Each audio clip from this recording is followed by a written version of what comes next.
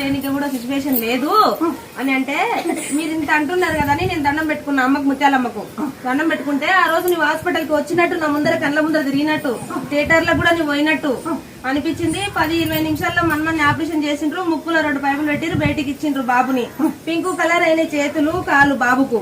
వేరే హాస్పిటల్ కు తరలిస్తామని అంటే సరేలే అమ్మ కొంతసేపు చూద్దాము, మా దగ్గర అయితే డబ్బులు లేవు, మేము బీద వాళ్ళము అని అన్నాక ఒక అర్ధ గంటల గ్యారంటీ ఇచ్చింది, తీసి పాలు ఇప్పించింది. అట్లా నమ్మకం నేను ఈడికి వచ్చింది హాస్పిటల్ లోనే మొక్కుకున్నా.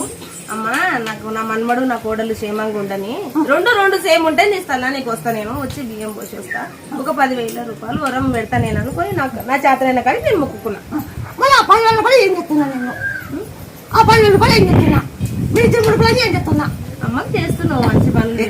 బిల్డింగ్ కొని స్థలం కొన్నావు, బిల్డింగ్ కట్టించినావు, స్థలం కొన్నావు, బిల్డింగ్ కట్టించినావు, బిల్డింగ్ ఎక్కడ వెనకాల